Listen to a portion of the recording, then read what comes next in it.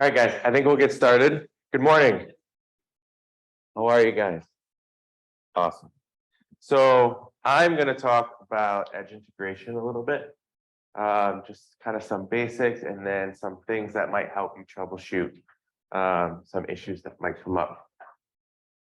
Okay, so there's two versions of the integration EDT. There's single directional EDT and there's bidirectional EDT. Single directional is only going to have information coming from the edge to the website. And bidirectional is going to have information coming from the edge to the website, but also from the website back into the edge. Okay, so what data gets sent from the edge to the website?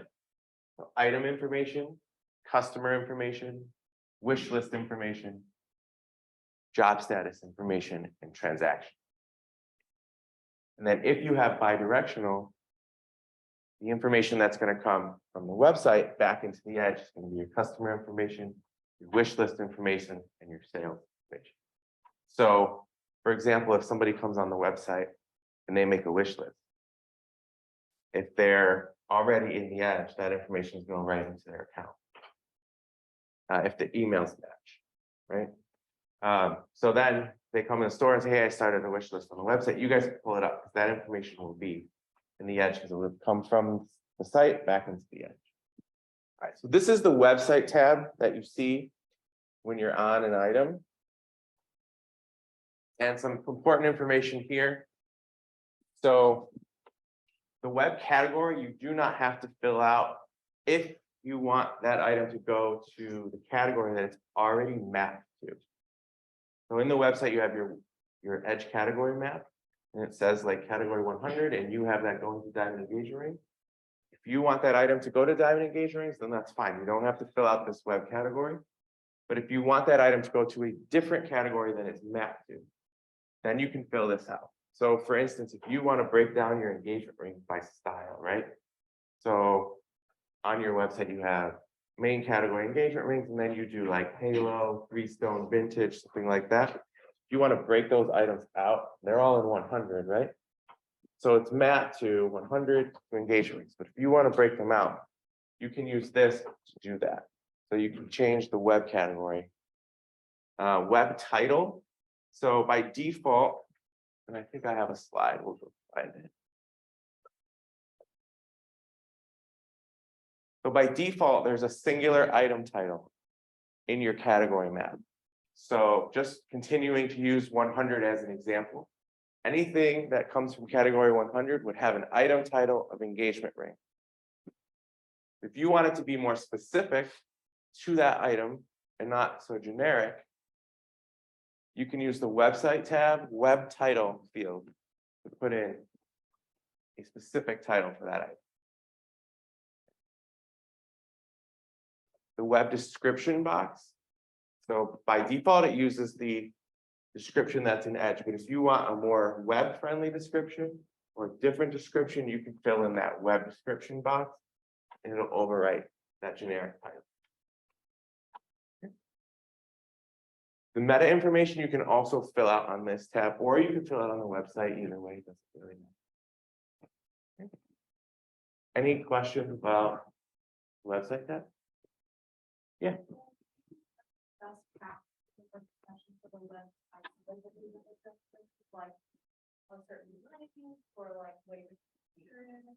So you just want to make sure that it's descriptive and that it has the keywords that you would want someone, whoever's be looking for that item, make sure that those keywords be in that place.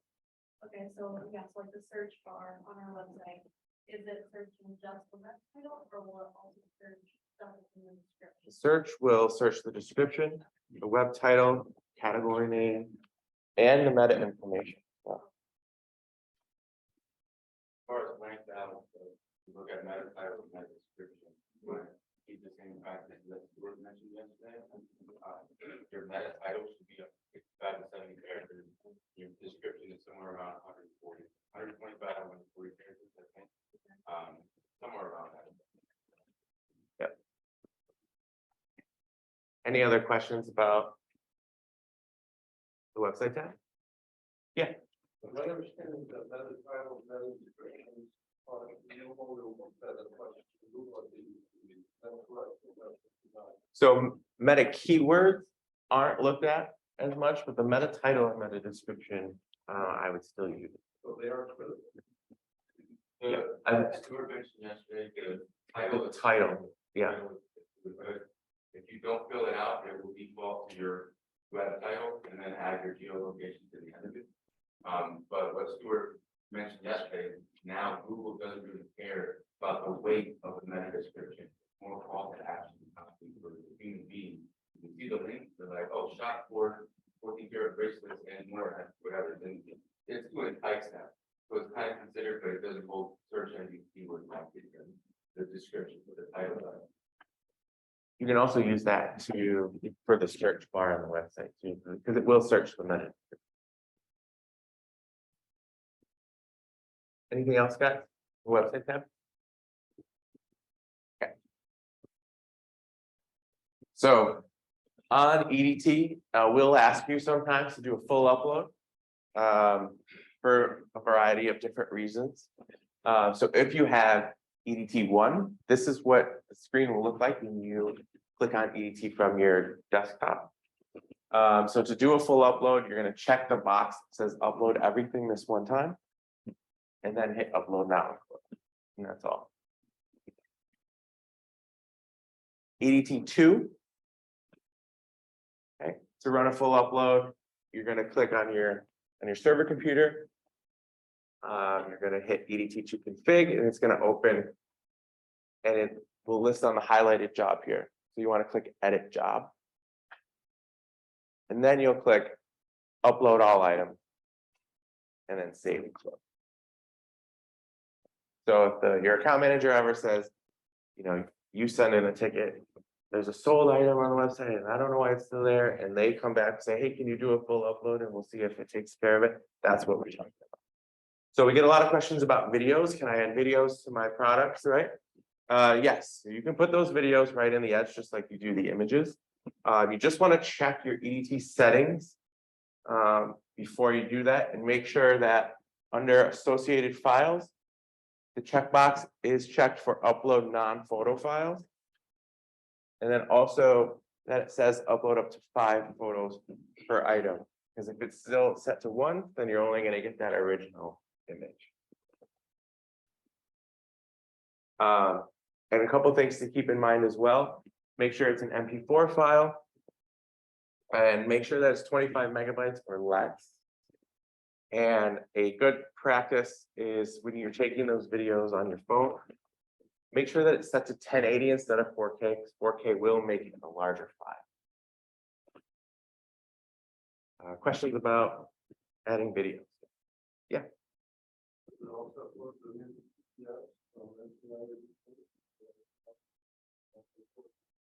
You can't, because this upload non-photo files includes PDF. It will upload for just for the record, but our system, I don't think it shows it in PDF. What? Because we show the diamond PDFs, right? Different. We can check on it, and I can get back. I'll make a little.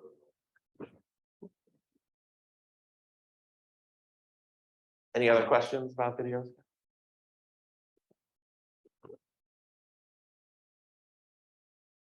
Okay, so showing items that are on sale. So your website has a specials page that will show all items that have a sale price. It's just /special. So if you go to your domain and then /specials, you'll see it. And there's 2 ways to show items on sale. First is to have your current price set to something less than your retail, or you can start a sale on the edge with a start date and an end date. Want to make sure that it has an end date, or else it will not show as on sale. Okay. And then this is what it will look like on your grid. It'll show the % off. It'll have the retail scratched out, and then the sale price. And /specials, if you don't have that set up, like a link under your navigation, just let your account manager know, and they can set that up where you can set it up to say sale items or however you want. if you want to list those. But it'll show any item that has sale price.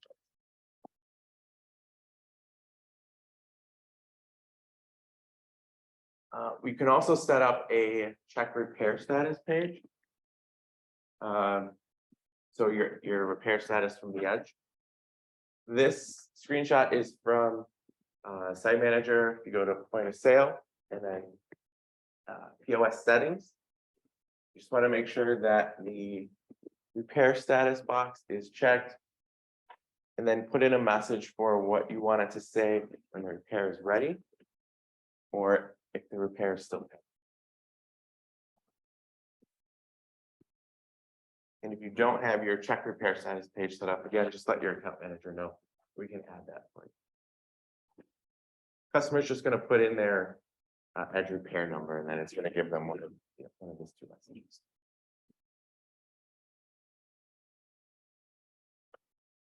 So also in EDT, there's a bunch of different settings as far as what is included in the upload. So you can exclude things like category, vendors, item status, pricing methods, and inventory types. So on EDT1, this is what that page is going to look like. So when you open it, it's going to be on the general tab, and you'll just navigate to the item details tab. And you'll see exclude categories there at the top. And you'll just check the drop down, and then you can check which categories you want to exclude. Same with the vendors there. Same with the pricing methods. So by default, only fine jewelry individual pricing methods are included. So if you want to include memo, faux, or bulk items, you'll need to come in and make a change to your setting. And inventory type as well. Well, inventory type would be faux, memo, pricing methods, bulk.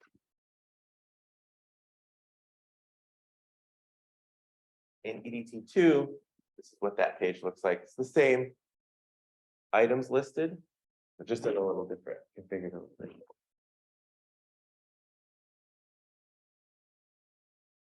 So we went over this a little bit yesterday, but this is the category map that's in Site Manager.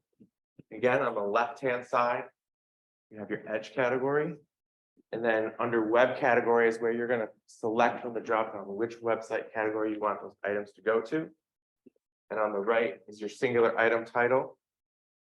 Whatever is in there, you don't have a web title filled out in the website tab, it's going to use this title as the default for any item coming from that category.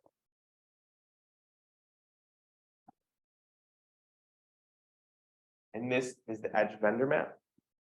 So you've got your edge vendor IDs on the left, and then you can choose from the dropdown which collection or brand is associated with that vendor ID. And you write in the name on the right side, and that's the name that will show in the filter on the grid page that says we're under brand. So if you don't fill this out, then they won't be able to shop by brand. Fill this out, and they click on it, it'll go to the items.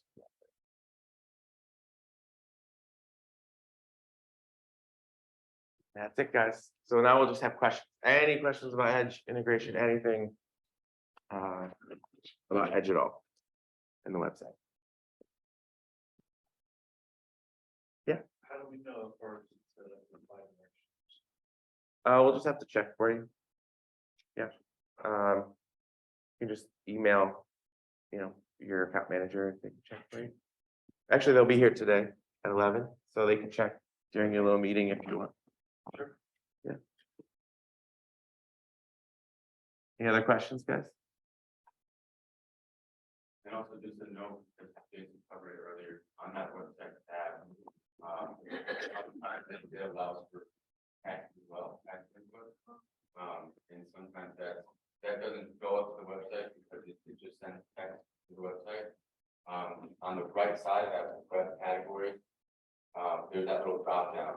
The only time you'll ever need to do that is when you want to circumvent the edge category map. Okay? So category 100 goes to diamond engagement ring, but this is like a halo engagement ring. You have a subcategory called halo engagement ring. Then you can circumvent that and send it to that category. category by using the drop down. But if you do nothing, you don't select any category, it will work as intended. So just, I want to make mention that you can create extra work for yourself, manually categorizing every single item. The map does that for you, and that's only to, go further another level. Yeah, we covered that. But yeah, use the drop down and select the category from the drop down. Don't write it in. It won't work. I have my web category, my drop down, I've got my numbers. How do I get rid of that? How do I use it? Yeah, that happens sometimes. So all we have to do is send the category list back to the edge, and it should fix those number issues. Okay. So just let us know if we can take care of it. Yeah, so yeah. Yeah, exactly. So if you have, multiple items, variations, you put in the base SKU, then you have your offshoots. My web customer visits, she's like, it's all crazy, like, I would like it to be alphabetical, because it's like long, and it's really hard to like sort through all of it, and he's saying that it comes from you guys, I guess. And you might have some other like identifiers or something or something that's making it not sort alphabetically. So this set up to sort alphabetically by default, the web category XML file. Yeah, I think they need to brush it. That's what happens. They don't clean it out. They just kind of match it. Right. So Pile up. need a category, It's gonna still be there. old data in there. I think that's the issue, but I'm making a note. Let's get rid of this down. Have that conversation. Okay. Cool. All right. Anything else, guys?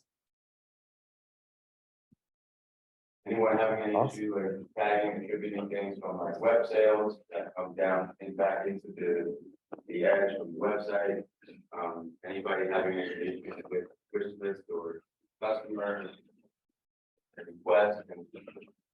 I don't love that when somebody thinks they all love that it creates a separate person in the edge. It's not smart enough to know that that person already exists because they do, like if they do a pickup in store, that's their new address, is our address. Oh, wow. I don't love that. Okay. Usually I don't go to the server edge and like process the orders through that. I know, I look up the person first and then find their existing account. So that's sometimes. We can talk to the edge. Len, does it use the address or does it use the email address? Yeah, to attribute the sale. Picture probably looks like both, but that's why we kind of have to review. So you can actually change the customer name to the one that's in the store, to link it. And actually link that online account to the local one. That's why we just don't automatically push everything in. And we have the ability to review it. It is the wrong customer, the way it's managed system. And then from that point on, because we have their web ID and now their edge ID. But yeah, that's what the little POS process is. That's why I don't just flow in. Yeah. Is because there could be duplicate customers or things like that. Right. Okay. Would I then merge customers if they created that? Well, as you bring it in and it's up on the screen, you literally just change the customer. Or change the customer to the correct one and it keeps the web ID on there so that it links it together. Okay. So if you just do a find customer because you know that is already an existing customer, it'll just match it up. And it won't keep that separate. No, because the only way you're putting that separate one in is if you finish that sale. Oh, okay. Does that make sense? Yeah, that's good to know. One more thing, just quickly, because you were talking about the categories and stuff like that. If they haven't been doing that, and you guys do want to categorize some of those sub things like Halo and stuff like that. If you do a find an inventory and you have a list of your engagement rings and you show photos, probably the easiest way, and you select all of those Halo rings under supervisor, there is update web info. And they can choose a category and it will populate all of them for them. So they don't have to go to every individual piece to do that. You do it right from the list screen. So when you go to supervisor web ed, edit web info, it will ask you to check the ones that you want to do it for. And once you check them, you just choose the category and the move on to it. Perfect. It's good to know. Any other questions, guys? Adding links to the web description. But that is not. So people have tried it, but it doesn't translate. Yeah. Yeah. But that's something we can take a note of and, talk to the dev team about. I don't know when, or, they'd be able to get to something like that, but yeah, right now it doesn't work.